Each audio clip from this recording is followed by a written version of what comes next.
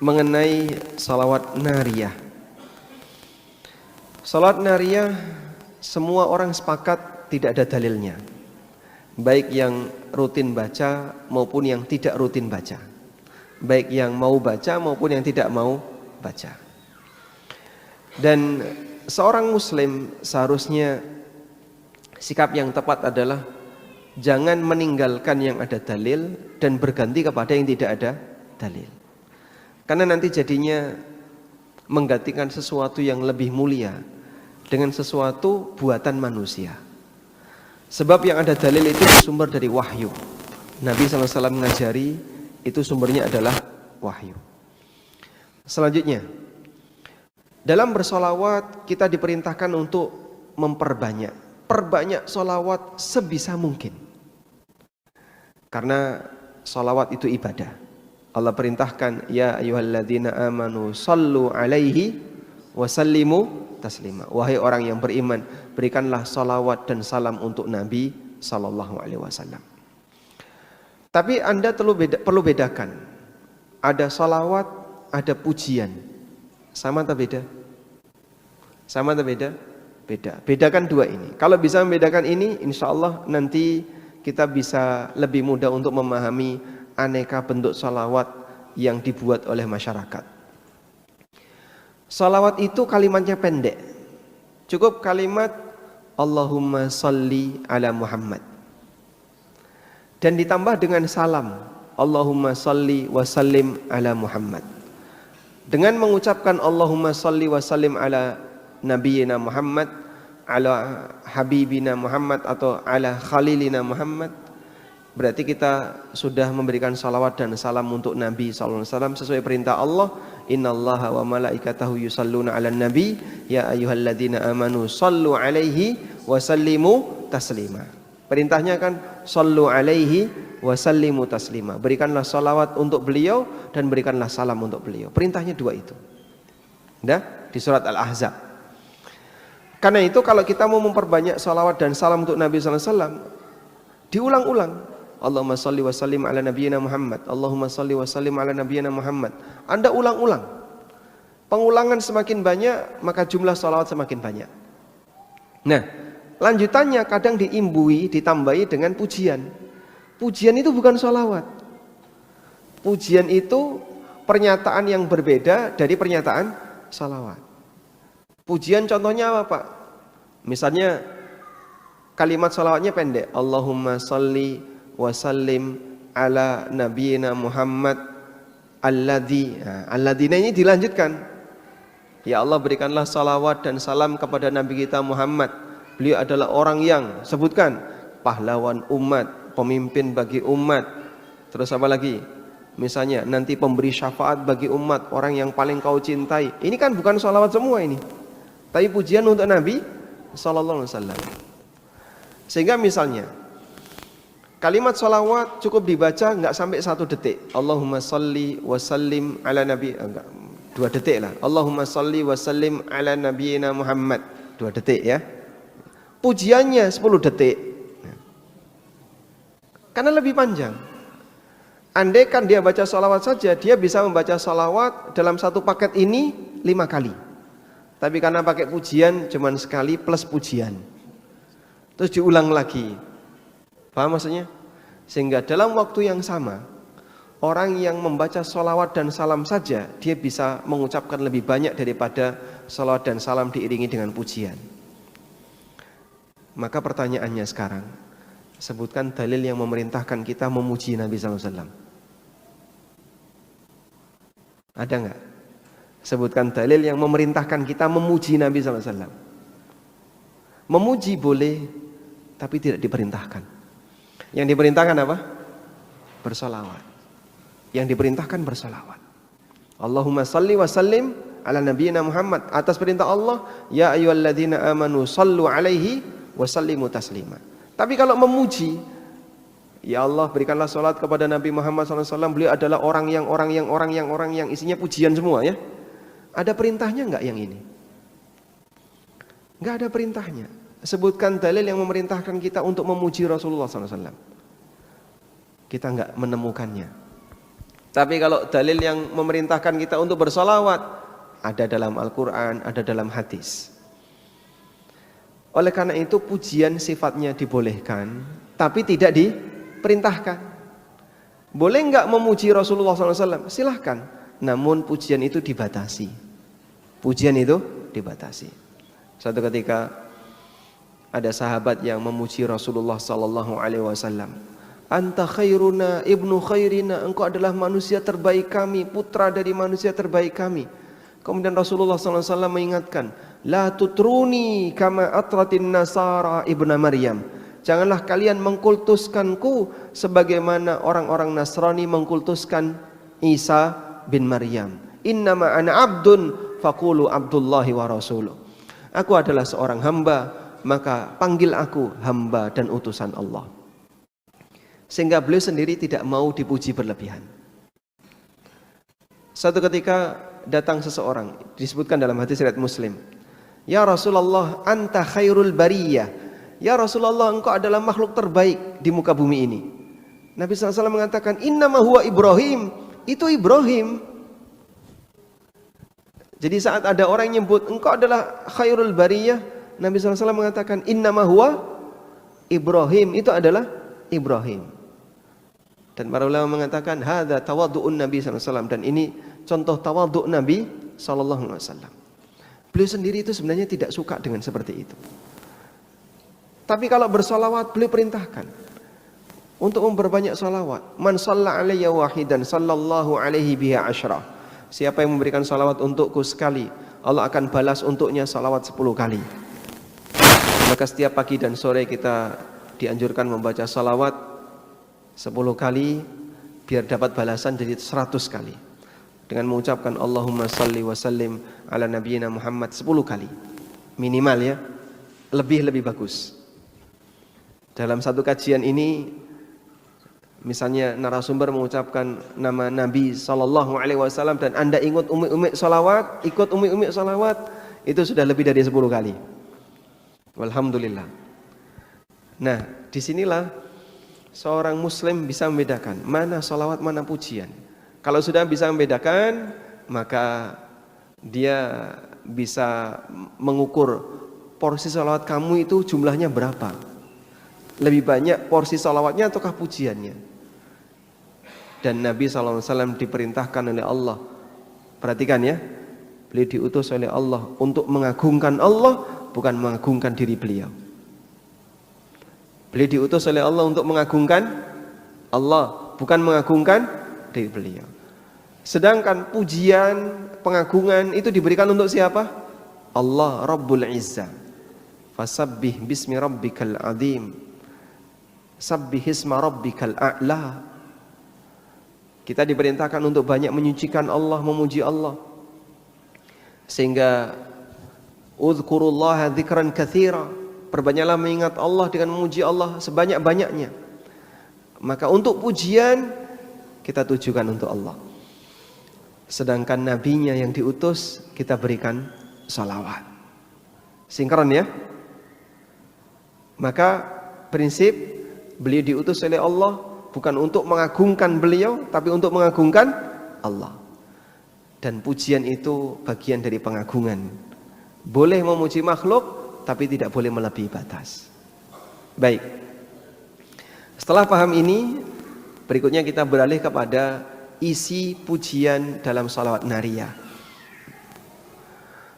Dalam salat nariyah, kalimat salawatnya tidak panjang. Allahumma sholli salatan kamilatan wa salim salaman taman. Sampai di situ ya. Ala sayyidina Muhammadin alladzi. Nah, alladzinya ini orang yang. Nah, mulailah pujian disebutkan.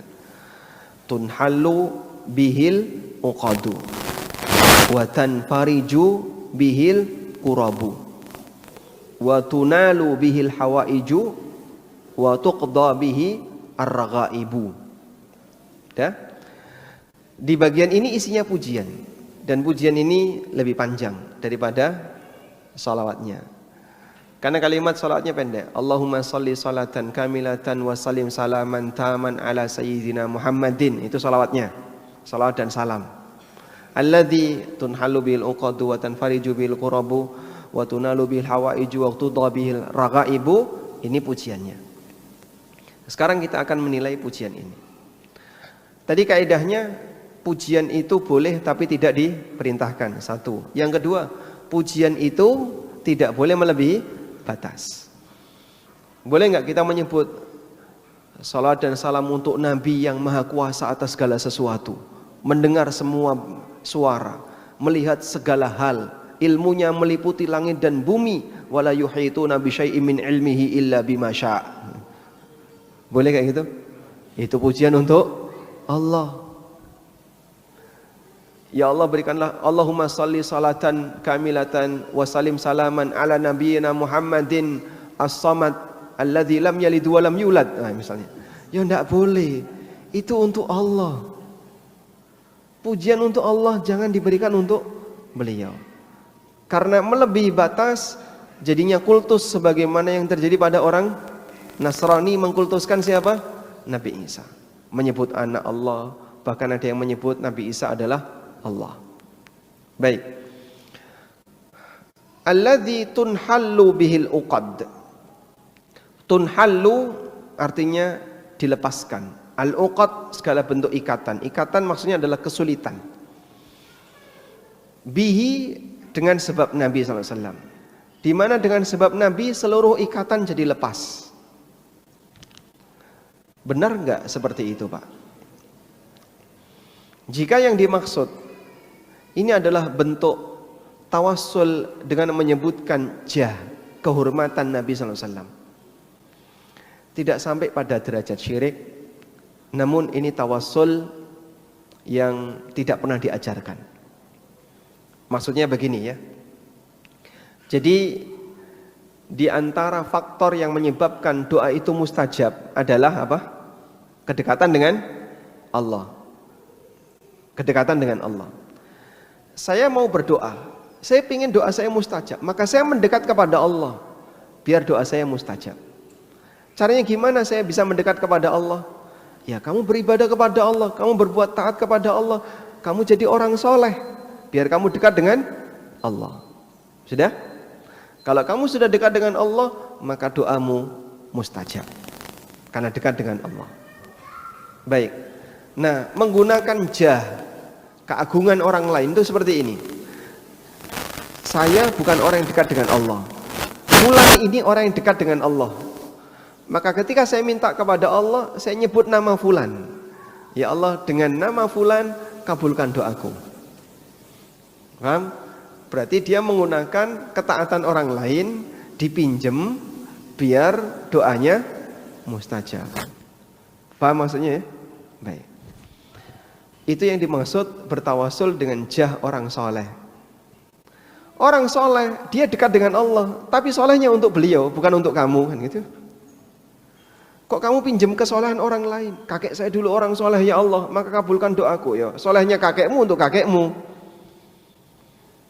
Solehnya fulan untuk fulan. Jangan kau pinjam solehnya fulan untuk kamu. Paham ya? Nah. Kalau solehnya fulan untuk kamu, nanti semua orang jahat bisa pakai itu. Sehingga dia nggak punya ketaatan kepada Allah, tapi pengen dekat dengan Allah, pinjam ketaatan orang lain. Lucu nanti jadinya. Makanya kenapa tawasul dengan jah itu dipermasalahkan oleh ulama. Jalan ceritanya kayak gini. Kalau kamu mau dekat dengan Allah, maka jadilah kamu orang soleh, orang yang bertakwa kepada Allah. Lalu setelah itu gunakan kedekatanmu dengan Allah untuk berdoa. Nabi SAW bercerita tentang 3 orang yang terjebak dalam gua.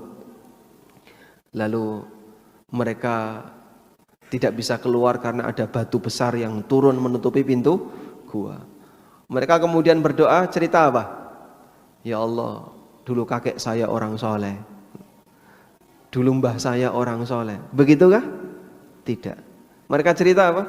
Saya pernah punya amal seperti ini, saya punya amal seperti ini, saya punya amal seperti ini. Dan amalan itu yang dipakai untuk apa? Tawassul. Lalu mereka berdoa kepada Allah agar batu ini digeser. Di saat mereka sudah tidak punya kemampuan, maka mereka berdoa kepada Allah agar Allah yang melakukannya. Minta kepada Allah. Dan batu itu memang betul-betul bergeser. Andaikan kita melihat kejadian itu, mungkin kita jadi orang istiqomah sampai mati, Pak. Karena melihat kejadian gaib yang ditampakkan itu bisa membuat iman seorang makin bertambah. Ya, misalnya melihat mukjizat, itu kan luar biasa ya. Lihat tongkat jadi ular, itu mukjizat. Masya Allah. Mungkin akan membuat orang itu jadi beriman sampai akhir hayat. Kalau dia memang orang yang diberi hidayah oleh Allah untuk taat. Baik, lanjut ya. Jadi kedekatan orang soleh itu untuk orang soleh itu. Jangan dipakai. Ya meskipun menggunakan ini tidak sampai pada derajat syirik. Dalam arti tidak sama dengan menyamakan orang soleh tadi dengan Allah. Tapi hanya menggunakan ketaatan orang soleh ini untuk berdoa. Nah, tunhalu bil uqadu itu maksudnya adalah semoga kesulitanku menjadi lepas dengan Nabi Muhammad. Maksudnya adalah dengan kedekatan Nabi Muhammad kepada Allah. Bukan berdoa kepada Nabi ya. Ini pendekatan yang lebih tepat. Tapi praktek ini ya kayak tadi ceritanya, ketaatan Nabi Muhammad SAW untuk beliau. Kalau kamu pengen dekat dengan Allah, tirulah beliau. Bukan meminjam ketaatan beliau. Nanti misalnya orang munafik kan bisa saja. Munafik bisa enggak meminjam ketaatan Nabi SAW? Bisa. Abdullah bin Ubay bin Salul ketika mati,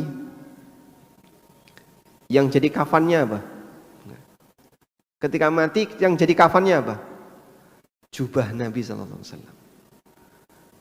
Ketika Abdullah bin Ubay bin Salul itu mati dan dia gembongnya munafik, anaknya itu minta, ya Rasulullah, tolong berikan jubah Anda untuk kafan bapakku. Dikasihkan oleh Nabi SAW. Coba bayangin Pak, kalau ada orang zaman sekarang dikasih kafan kain Rasulullah SAW, oh itu wah jaminan nggak bakalan didekati malaikat ini Pak. Jangankan kafannya Nabi SAW, kafannya orang yang dianggap Habib saja misalnya, ya, ini kain yang pernah saya pakai, atau bahkan cuma tulisan, man jangan dimakamin dulu, wah, tulisi, wah, ente adalah orang yang baik meskipun nggak pernah sholat, dah ini simpen di dalam kafannya, sekarang kuburin, wah, nanti kalau malaikat datang tunjukin nih kertas dari gue, la haula wala quwata illa billah. Lu ada orang yang kayak gitu Pak, itu kan sombongnya melebihi batas. Sombong melebihi batas itu dia merasa hebat sampai dia anggap bahwasanya dia punya jasa dalam agama. Dia punya jasa dalam agama, bahkan dia merasa hal yang gaib bisa dia kendalikan dengan posisinya. Ini kan sembrono sekali orang ini kayak gini. Dari mana dia bisa tahu seperti itu? Sampai dia pernah lihat videonya kan ya? Dia bilang, tulis kertas, taruh di kain kafannya, nanti bilang sama malaikat, ini saya muridnya si A, saya muridnya si B. Nanti malaikat akan segan kepadamu. Masya Allah. Andai kan bisa seperti itu, nggak ada azab kubur Pak. Bisa dijual itu kertas. Ya kan bisnis yang paling gampang kayak gitu Pak.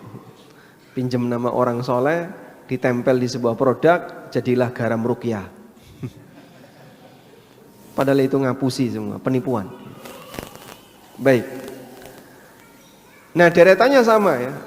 Watan fariju bil qurabu. Jadi menggunakan nama Nabi SAW sebagai alat wasilah untuk mengharapkan segala kesulitan dicabut oleh Allah Subhanahu wa taala.